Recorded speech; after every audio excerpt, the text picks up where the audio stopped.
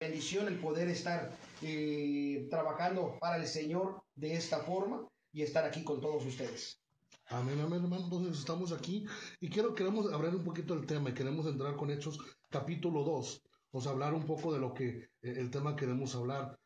Usted puede decir, hermano, yo no soy pentecostés, yo no soy pentecostal, ¿cómo es que ese tema no es para mí? Algo interesante, el domingo de Pentecostés no nomás es para las iglesias que se denominan pentecostal, es para todo aquel que es cristiano. Es un día que se celebra como el día de resurrección, un día que se celebra como se celebra la Navidad o aquellas cosas. Es un día en el calendario que se reconoce que es el día que oficialmente nació la iglesia.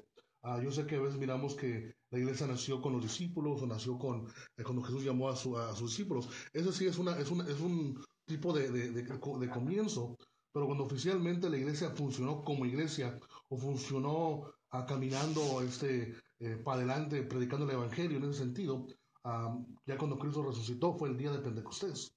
Y si usted va a Hechos capítulo 2, podemos mirar cómo es que inicia esa carrera, inicia este inicio de esa iglesia, cuando cae el Espíritu Santo sobre ellos, y lo que queremos mirar a través de las Escrituras. Si me acompaña en Hechos capítulo 2.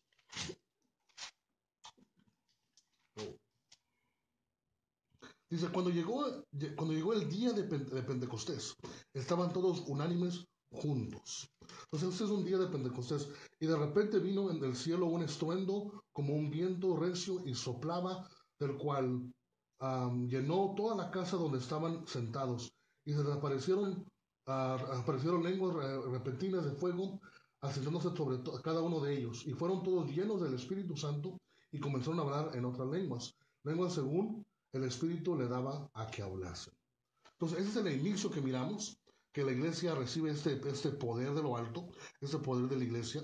Pero esto es algo importante. Este día que reconocemos como día Pentecostés, o día de Pentecostal, domingo de Pentecostés, es importante en el calendario. Hermano, ¿nos puede hablar un poco por qué como cristianos debemos reconocer este día? Aunque no hagamos celebración en la iglesia, pero debemos reconocer un día que la iglesia nació de esta forma.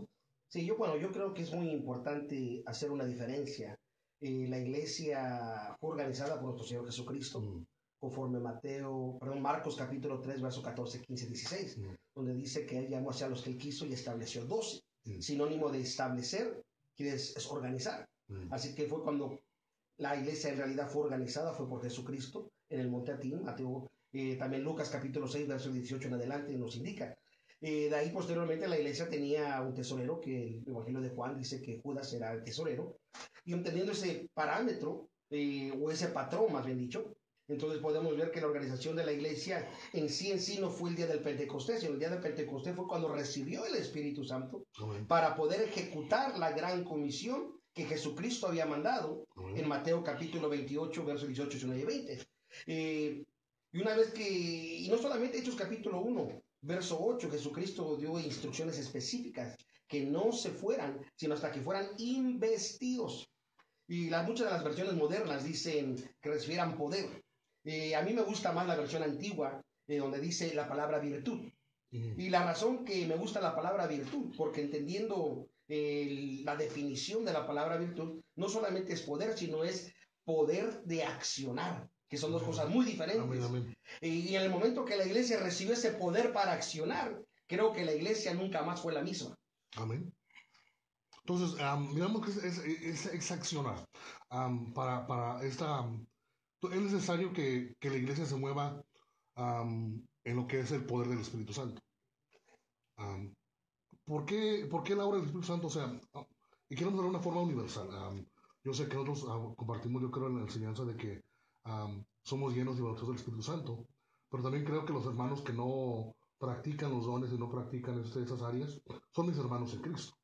Y yo de una forma creo que el Espíritu funciona en ellos, a lo mejor que no funciona igual como nosotros, de una forma universal. ¿Por qué es importante que el Espíritu Santo funcione dentro de la iglesia, en aquellas congregaciones, sean metodistas, bautistas, luteranas, pentecostales? Bueno, yo creo que es muy importante entender esta parte, Si nuestro Señor Jesucristo dio instrucciones específicas de que ellos no podían moverse sino hasta que fueran investidos de poder de lo alto, y de ahí vemos el derramamiento del Espíritu Santo en Hechos capítulo 2. Dice que se cumplieron los días del Pentecostés, es decir, 50 días de fiesta, y estaban todos unánimes juntos, y de repente dice, vino un estruendo del cielo. Quiere decir de que este Espíritu Santo era exactamente el cumplimiento, no solamente de las profecías, como lo enfatiza después Pedro, de la profecía de Joel, sino la misma palabra de nuestro Señor Jesucristo, que era necesario que Él subiera al Padre para que viniera el otro Consolador. Amén. Y en ese momento dice que en los cielos hubo un gran estruendo, dice que vino un viento recio que corría, quiere decir que llegó con tanta fuerza, dice el cual dice hinchó toda la casa donde estaban sentados, quiere decir que saturó grandes y pequeños, hombres y mujeres, todos los que estaban en ese lugar, que eran aproximadamente 120 personas. Dice, y se le repartieron lenguas repartidas, dice, como de fuego. Hay una palabra en inglés que se usa en la King James, dice, clover tongues. Es decir, son como llamas de fuego que empezaron a aparecer en la boca de ellos, y desde ese momento, entonces podemos ver cómo incluso el mismo Espíritu Santo, aquel hombre que negó al maestro 3 veces, aquel hombre que le dijo a la gente, no sé quién es él, que estamos hablando de Pedro, ahora este mismo hombre, con una fuerza diferente, un valor diferente, una energía diferente, se levanta y empieza a predicar la palabra del Señor con tanta fuerza y tanto poder, que dice la Escritura en Hechos capítulo 2, que 2:41, que 3,000 almas no solamente aceptaron a Cristo, sino que fueron bautizadas, fueron llenos del Espíritu Santo y agregadas a la iglesia. O sea, fue algo increíble. Por lo tanto, esto resulta entonces la importancia de que cada uno de nosotros, toda aquella persona que acepta a Cristo como su Salvador y Señor, es decir, se arrepiente de sus pecados, se convierte a Cristo, es una persona que entonces entra a ser una nueva criatura. Al ser una nueva criatura, entra en el reino de Dios. Y todos los que están en el reino de Dios es porque son personas lavadas con la sangre del Cordero. Es decir, son personas salvas. Somos hermanos en Cristo, independientemente de la denominación que sea o la creencia que sea en ese aspecto. Porque la sangre de Cristo nos unifica. Ahora, veniendo a esta parte, una vez que nos ha unificado, si vemos el desglosamiento de la iglesia a través de las cartas de Pedro, a través de la carta especialmente del apóstol Pablo, que fue el hombre que más hablaba del Espíritu Santo, era la importancia de que todos tuvieran esa experiencia. Hoy en día no hay diferencia. Cada iglesia, cada miembro, cada persona tiene que tener esa experiencia para que podamos ser mejores testigos. Porque eso fue lo que Jesucristo dijo, y me seréis testigos. ¿Y qué es ser un testigo? Una persona en otras palabras, es textualmente diciendo, soy parte de ese acontecimiento que está pasando. Pues, y es interesante que esa promesa no empieza desde Hechos, empieza desde la primera mención que miramos es Mateo capítulo 3, versículo 11, del bautismo de Jesucristo, antes que dice, Juan el Bautista dice, yo bautizo en agua, pero vendrá uno que bautizará en fuego y en el Espíritu Santo. Pues miramos que esto es algo que este día o esta fecha es predicha o es profetizada desde muy antes de que Jesucristo apareciera, hablando también con Joel, que menciona, como usted dijo, hermano, Joel mencionó que nuestros hijos profetizarán, siempre confundo, y nuestras hijas mirarán visiones. Amén, amén, amén. ¿O me equivoco, hermano? Dice aquí, Hechos 2, verso 17. Sí. Y será que en los posteriores días, dice Dios, derramaré de mi espíritu sobre toda carne, y vuestros hijos y vuestras hijas profetizarán, y vuestros mancebos verán visiones, y vuestros viejos soñarán sueños. Amén, Aleluya. amén, amén, hermano. Entonces, hoy en día la iglesia moderna, ¿qué podemos hacer para difundir este día o para proclamar este día o para, que no es hoy, ese es de domingo? O sea, no confundamos que hoy es el día de Pentecostés, el domingo que viene es el día de Pentecostés. Pero ¿qué es lo que la iglesia moderna puede hacer para celebrar, para reconocer, o sea, el Espíritu Santo o el don del Espíritu Santo en la vida de los creyentes? ¿O qué podemos hacer para reconocer este día? Sí, una de las cosas que es importante reconocer la importancia. Primeramente, esta fecha que se conmemora dentro del calendario cristiano se toma basada precisamente que después de los 50 días de fiesta vino el Espíritu Santo. Por lo tanto, este domingo prácticamente sería el acontecimiento después del día de Pentecostés. Algo que dijo, algo interesante. La palabra Pentecostés tiene que ver algo con el Espíritu Santo. Bueno, o sea, el término. En términos sí. O sea, el vocablo, el sustantivo Pentecostal, o sea, significa Pentecostés, significa Espíritu, significa... Bueno, aquí es importante definir la diferencia en este aspecto. En realidad la palabra quiere decir 50 días de fiesta. Así que cuando hablamos de 50 días de fiesta, alguien podrá decir, yo no soy pentecostés porque yo no soy 50 días de fiesta. Está bien, no hay problema que la persona tenga ese concepto. Pero cuando usamos la terminología universal, de decir soy pentecostés o celebro el día del Pentecostés, es porque estamos haciendo referencia al derramamiento específicamente del Espíritu Santo cuando vino ya corporalmente sobre el cuerpo en Hechos capítulo 2. De ahí posteriormente el derramamiento continuó, vemos Hechos capítulo 10, vemos otra vez Hechos capítulo 19, y hasta el día de hoy seguimos con el Espíritu Santo. Amén, y esto es importante reconocer. Entonces, la iglesia, ¿qué puede hacer? La iglesia moderna, ¿qué puede hacer para que siga este fluir o siga este movimiento del Espíritu Santo? Es muy importante, bueno, son dos cosas importantes que yo creo que es importante que comprendamos. Una, ver la observación de este acontecimiento bíblico. Porque si la persona o la organización o la iglesia moderna no puede ver este acontecimiento bíblico, entonces no puede ver el siguiente paso. El siguiente paso es precisamente no solamente ver lo bíblico, sino mantenerlo, conmemorándolo, recordándolo, enseñándolo, instruyendo a los miembros concerniente a este acontecimiento. Porque este acontecimiento es donde la iglesia partió no solamente a toda Judea, no solamente a Samaria, sino hasta el último de la tierra, y nosotros somos parte de ese último de la tierra. Amén, amén. Entonces, mirando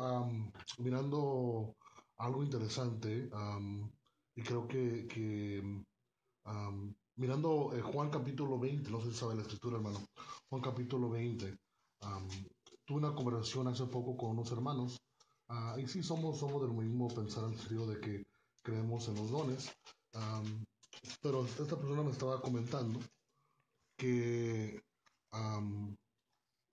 que realmente la evidencia inicial, y no quiero meterle mucho detalle de eso porque hay otro tema, queremos hablar de la evidencia inicial del bautismo del Espíritu Santo.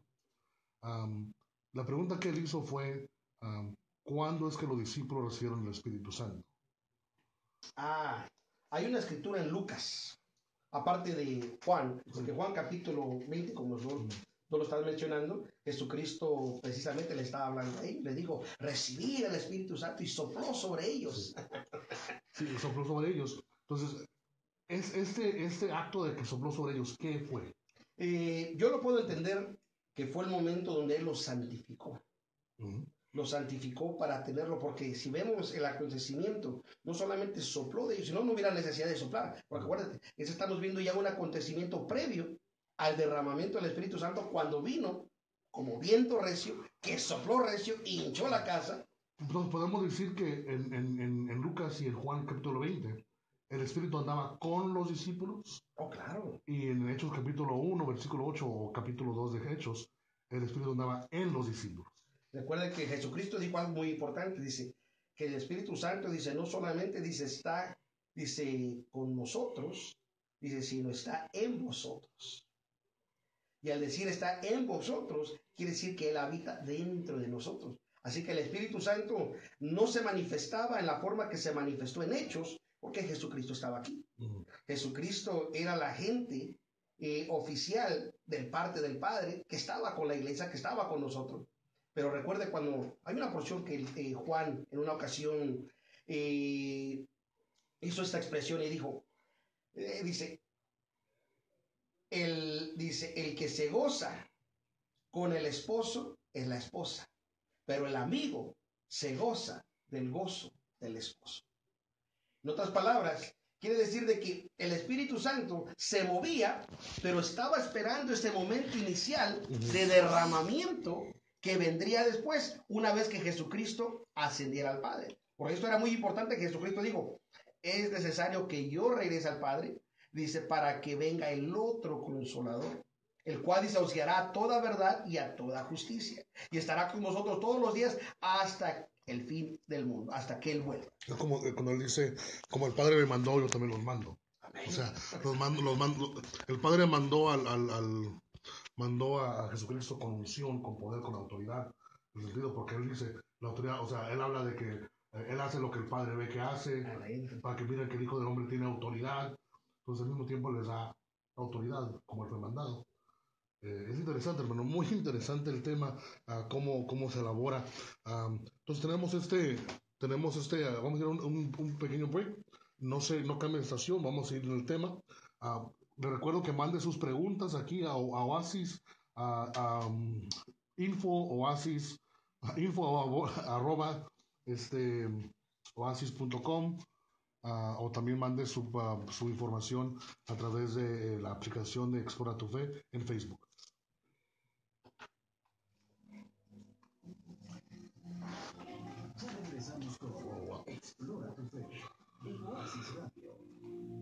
Yeah, I was talking to this guy, and he was saying that they were baptized in John chapter 28, chapter 20, and I was like, no. Yeah, porque dice, tomar el Espíritu Santo. And I told him that's el sello. They're just saying that they're saved. They're saying they're saved, but they haven't received it yet. And, this guy was, I don't know what church he's from, but he was Pentecostal. Like, how can you be Pentecostal and believe that? Because it'd be ridiculous for him to tell him in Acts chapter 8 to receive it again.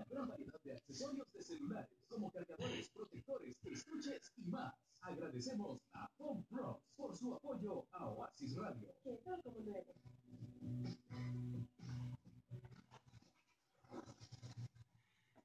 Venid a mí todos los que estáis trabajados y cargados.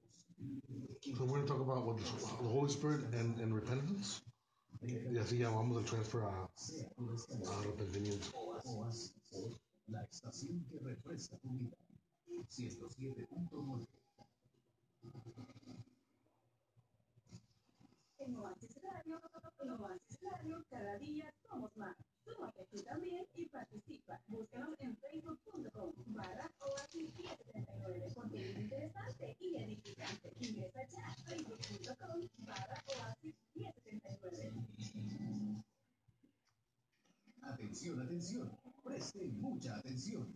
Oasis Radio 107.9 FM abre sus puertas e invita a todos los ministros y a todo el cuerpo de Cristo que desean bendecir a nuestra ciudad con su programa radial o anunciar su actividad de su iglesia. Llámenos a nuestras oficinas al 805-874-1248, 805-874-1248 o puede escribirnos a info@oasis1079.com. Unámonos y juntos hagamos la gran comisión de Dios.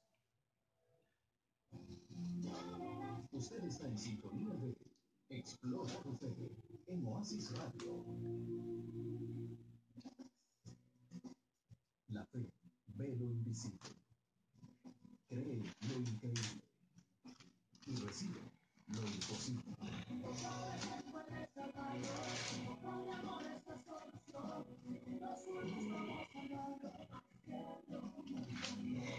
La estación que refresca tu vida. Oasis Radio 107.9 FM. Ready? Continuamos con Explora tu Fe en la estación que refresca tu vida. Amén, estamos aquí de regreso aquí en Explora tu Fe, aquí en Oasis Radio 107.9. Hermano, entonces queremos hablar un poco del tema de lo que es, regresar al tema del Espíritu Santo.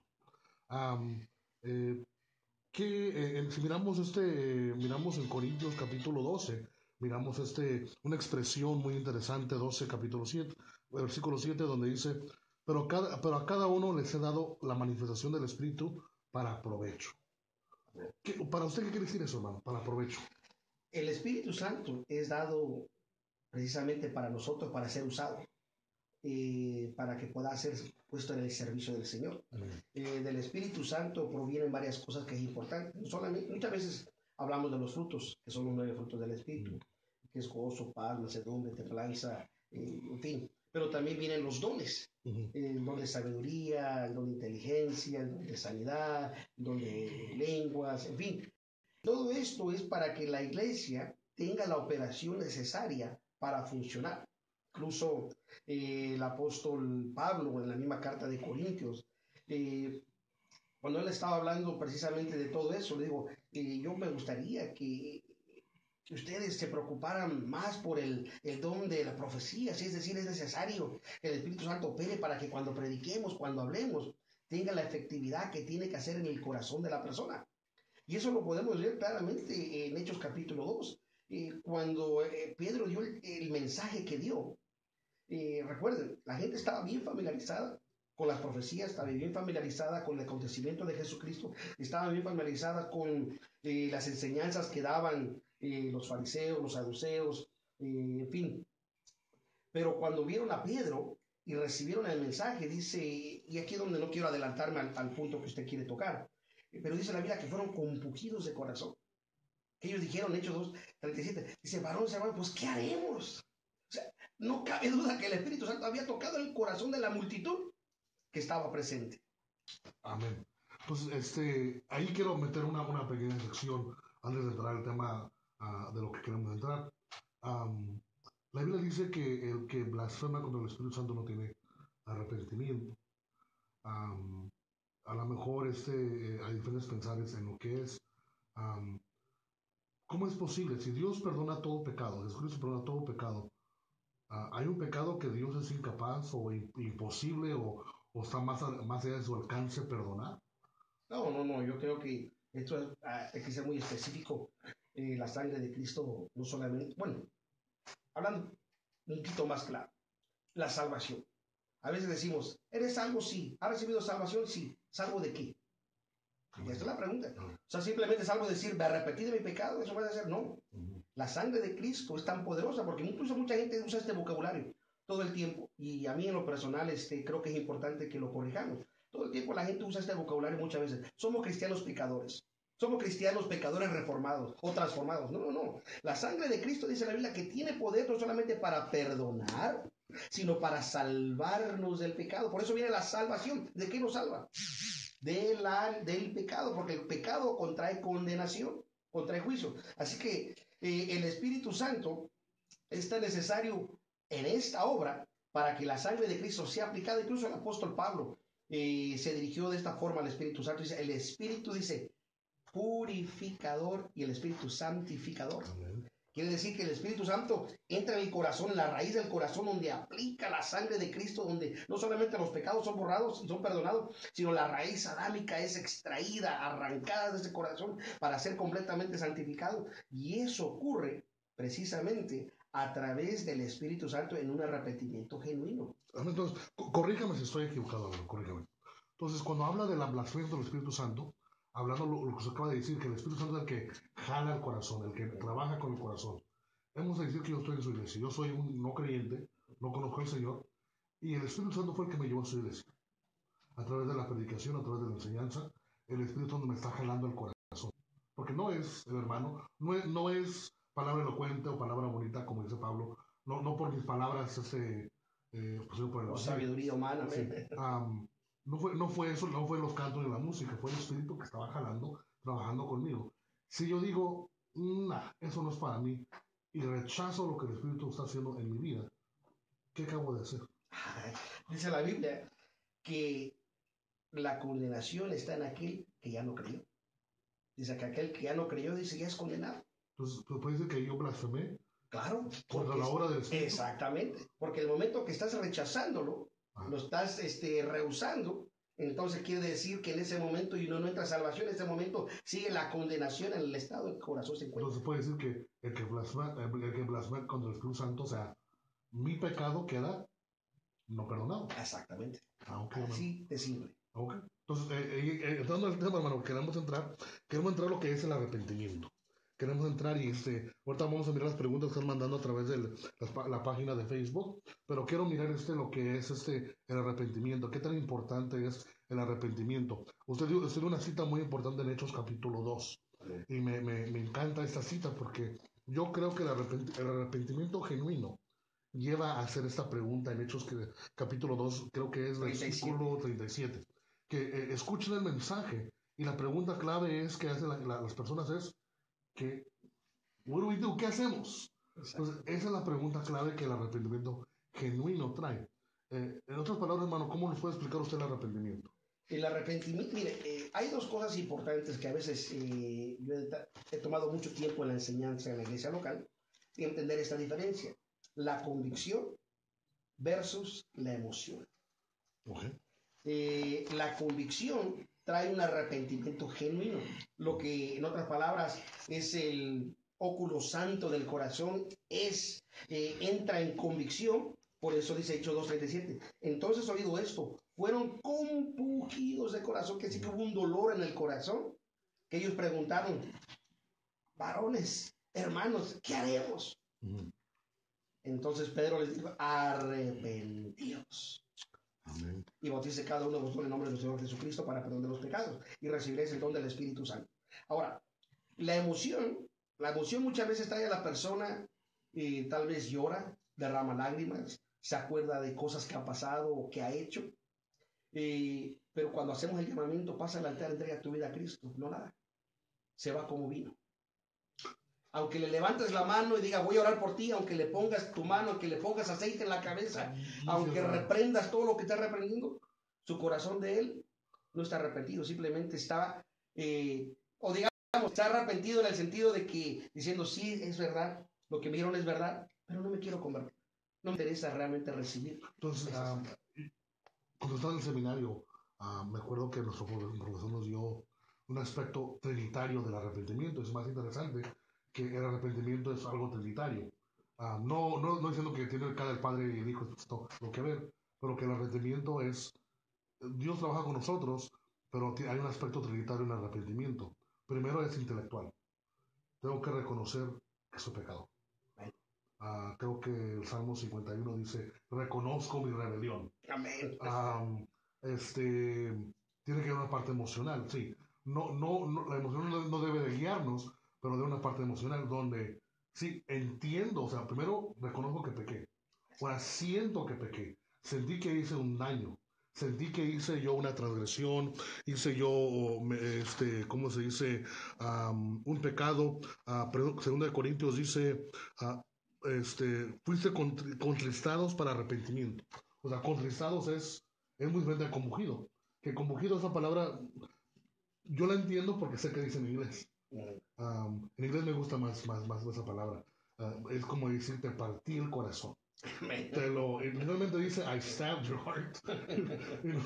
Es como agarrar un pico y clavárselo al corazón, lo que está diciendo. Así es. Creo que expresa más en inglés, pero y luego te da la parte intelectual, la parte emocional, pero la tercera parte es lo que va a decir usted, la parte voluntaria. Usted lo mira que levantó la mano, reconoce su pecado. Lo mira que le derrama lágrimas, está llorando, porque reconoce también, siente que pecó. Pero el acto voluntario de tomar una acción, no la toma. Así es. Entonces, uno puede ser arrepentido de primera y segunda parte, pero si no toma la parte tercera, que un acto tiene que ver con ese arrepentimiento. Tiene que haber algo que ocurra. Creo que Juan dice, habla, si confesamos nuestros pecados, o sea, ahí es una acción. Exactamente. Si confesamos nuestros pecados, Él es fiel y justo. Para perdonar. Amén, hermano. Wow, I'm good. Esto es interesante, hermano. Entonces, hermano, un aspecto intelectual de arrepentimiento, ¿cómo se miraría? O sea, ¿qué es para usted qué es un aspecto intelectual de arrepentimiento? Bueno, yo creo que definirla primeramente para los radioescuchas, ¿a qué nos referimos cuando decimos intelectual? Cuando hablamos intelectualmente estamos hablando simplemente de la mente, del entendimiento o digamos de esta forma, del razonamiento. Una de las cosas que hay que entender es que el mensaje que fue predicado por Juan el Bautista era precisamente arrepentidos. porque el reino de los cielos se ha acercado. Posteriormente, nuestro Señor Jesucristo continuó el mismo mensaje. Arrepentíos, que el reino de los cielos se ha acercado. Y después, posteriormente, fue progresando el mensaje de nuestro Señor Jesucristo. Arrepentíos, porque el reino de los cielos se ha acercado. Vino el apóstol Pedro, trajo la misma predicación. Arrepentíos y convertíos. Por lo tanto, el razonamiento intelectual viene de que haya un entendimiento claro que hemos estado fuera de Dios. Hay personas que dicen, bueno, es que yo realmente no me puedo arrepentir porque yo no le hago mal a nadie, yo no fumo, yo no tomo, de mi casa a mi trabajo, trato bien a mi esposa, a mis hijos, no me meto con nadie. Entonces tiene que haber un arrepentimiento intelectual de que esa persona tiene que reconocer, a pesar que he estado haciendo cosas buenas, todo ese tiempo he estado viviendo fuera de Dios o Dios fuera de mi corazón. Podemos usar la historia del hijo pródigo como un ejemplo. Oh, porque claro. miramos, porque estaba hablando, pensé en el hijo pródigo. Él, comiendo lo que estaban comiendo los cerdos, reconoció en la casa de mi padre, hasta los ciervos comen porque es. Exacto. O sea, intelectualmente estaba razonando su falla. Es donde viene el razonamiento. Y no solamente el hijo pródigo, lo hizo también David. Amén. David, recordemos, incluso después de que ya el profeta le había dicho que había pecado, tenía que ver un razonamiento en él. Y fue cuando el Salmo 51 fue escrito. En esa acción de arrepentimiento, y no solamente dice contra ti, solamente pecado. O sea, incluso se fue más allá, fui concebido en pecado. O sea, había un reconocimiento tan fuerte de la naturaleza que estaba dentro de él. Así que es importante que nosotros, así como el hijo pródigo, tuvo que haber un razonamiento que la naturaleza nuestra, humana, carnal, es pecaminosa. Y por lo tanto, necesitamos arrepentimiento. Amén. Amén. Wow. Entonces, arrepentimiento es necesario y no nomás es reconocer que soy pecador. El aspecto emocional tiene que haber. Oh, claro. Quiero examinar, hermano, Segunda de Corintios, capítulo 7, versículo 9 y 10. En Segunda de Corintios, capítulo 7, versículo 9 y 10. Ahí para los que nos acompañan puede abrir su Biblia o tomar notas para cuando tomen su descanso o algo pueda ya acompañarnos con los versículos. ¿Qué dice ahí, hermano, el versículo 9? Primera de Corintios. Segunda, perdón.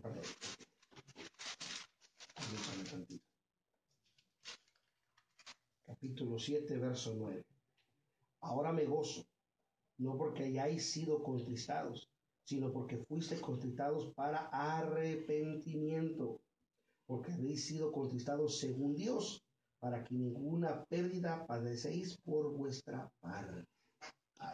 ¿Qué quiere decir eso, hermano? ¿Cómo nos lo explica ese versículo? Bueno, el Espíritu Santo, aquí es donde vienen las dos partes. Hubo el razonamiento de la persona de decir, soy pecador, necesito arrepentirme. De ahí viene el Espíritu Santo, hay un dolor en el corazón, porque eso es lo que hay, lo que dice contristados. El contristarse quiere decir que el corazón hay un padecimiento profundo, que es el sentimiento, lo que estabas ahorita hablando, la parte emocional, ya no la parte intelectual, la parte emocional, donde uno siente, necesito ahora arrepentir. Intelectualmente reconocí que soy pecador y que tengo que hacer un cambio.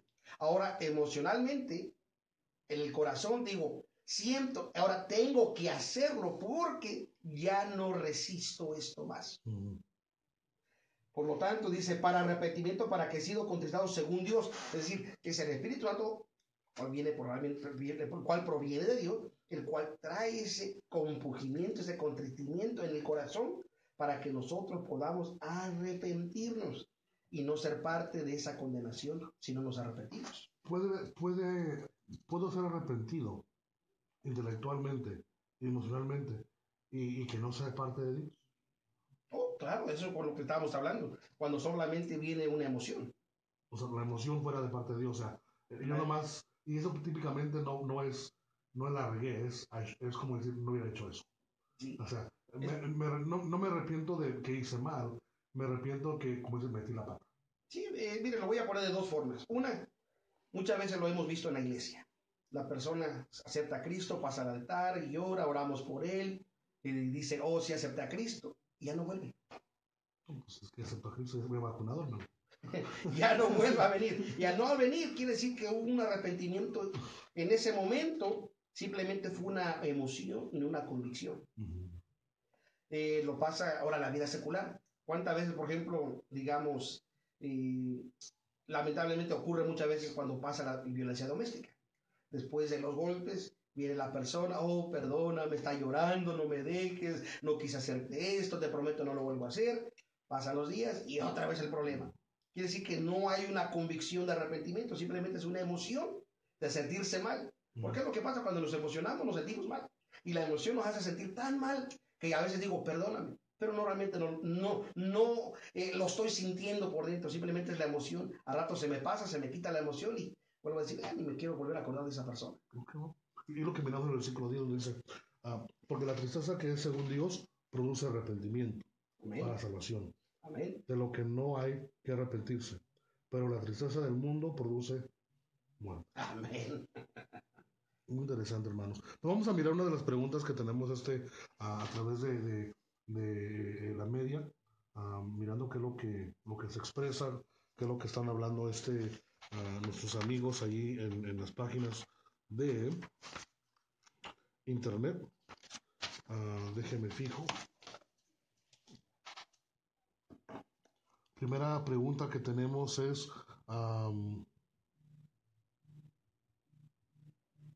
¿es importante comprender la obra del Espíritu Santo para tener arrepentimiento? No. La persona, acuérdese que la persona tiene que reconocer a Jesucristo para poder recibir arrepentimiento. No reconocer al Espíritu Santo, reconoce a Jesucristo. Jesucristo es el único Salvador, el único medio para el perdón de los pecados. Y sin que la persona sepa, el Espíritu Santo obra y opera en el corazón y le trae arrepentimiento. Entonces es necesario conocer a Jesucristo. Claro. Y vamos a decir que no recuerdo mi pecado. Yo soy de esas personas que realmente no...